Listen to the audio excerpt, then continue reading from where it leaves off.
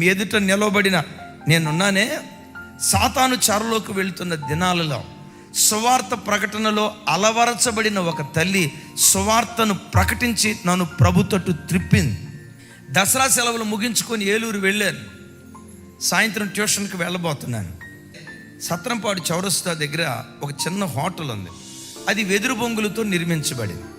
ఇప్పుడు క్రికెట్ మ్యాచ్లు ఏవో జరుగుతున్నాయి, న్యూస్ చూద్దామని చెప్పి హోటల్లోకి వెళ్తున్నాను. వెళ్ళేటప్పుడు ఆ వెదురు బొంగులు నేను చూసుకోవాలి. ఒక వెదురు బొంగు సరిగ్గా నా తలపైన ఇక్కడ గుచ్చుకున్న వెంటనే రక్తం బడబడ గారుతుంది. రక్తం బడబడ గారుతుంది. కళ్ళు బయర్లు గమ్మిపోయినాయి. రక్తం గారుతూ ఉంటే అక్కడ కూర్చున్న ఒక ఆయన అంటాడు, అసలు ఇవాళ రేపు కుర్రోళ్ళ కళ్ళు ఎక్కడ కనపడుతున్నాయండి. నేను విలవిలలాడిపోతా ఉంటే వాళ్ళ డైలాగులు చూడండి. ఈ మాటలు వింట నాకు అర్థం కాక రక్తం అట్లా ఉడుతూ ఉంటే ఒక తల్లి రానే వచ్చింది. ఆ హోటల్ పొయ్యి దగ్గరికి తీసుకెళ్ళింది. తన పాత చీర ఆ కొంగు చించి ఆ నిప్పుల్లో వేసి నుసి చల్లారిన తర్వాత నా తల మీద పెట్టి యేసు రక్తమే జయం, యేసు రక్తమే జయం, యేసు రక్తమే జయం, యేసు రక్తమే జయం అంట. అమ్మ మీరు క్రైస్తవులా అన్న. అవును బాబు నేను క్రైస్తవురాలని. మరి నువ్వు అంది.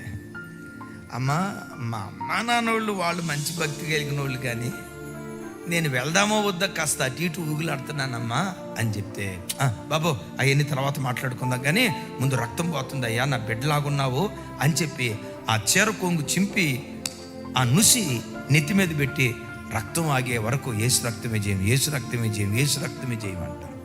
నమ్ముతారా? యేసయ్య ఎట్లుంటాడో నాకు తెలియదు, కానీ ఆ క్షణంలో యేసయ్య ప్రేమను ఆ తల్లిలో నేను చూడటానికి దేవుడు కృప చూపించాడు. రక్తం ఆగిపోయిన తర్వాత, అమ్మ వందనాలమ్మా, మీ పేరేంటమ్మా అన్నాను. నా పేరు మాణిక్యం అయ్యా. ఏం చేస్తారమ్మా? మున్సిపాలిటీలో స్వీపర్గా పనిచేస్తానయ్యా. ముగింపులో ఒకటి వదిలింది, ఒక డైలాగ్, ఒక మాట వదిలింది, బాబు వచ్చే ఆదివారం చర్చికి వస్తావా అని. ఇంతవరకు వెళ్ళలేదమ్మా, అప్పుడప్పుడు ఎప్పుడు వెళ్ళాను కానీ క్రమంగా వెళ్ళలేదు, తప్పకుండా వస్తాను. బాబు మా చర్చికే వస్తావా అంది. నేనేమన్నాను తెలుసా? ఏలూరులో చదువుకున్నంతకాలం మీ చర్చికే వస్తానమ్మా, ఇంకో చర్చికి వెళ్ళనమ్మా అని ఆ తల్లి ద్వారా నేను మందిరంలో అడుగులు వేయటం ప్రారంభించాను. అద్భుతం. ఆ తల్లి చెప్పిన ఆ సువార్త నన్ను దైవజనుడిగా నిలవబెట్టింది.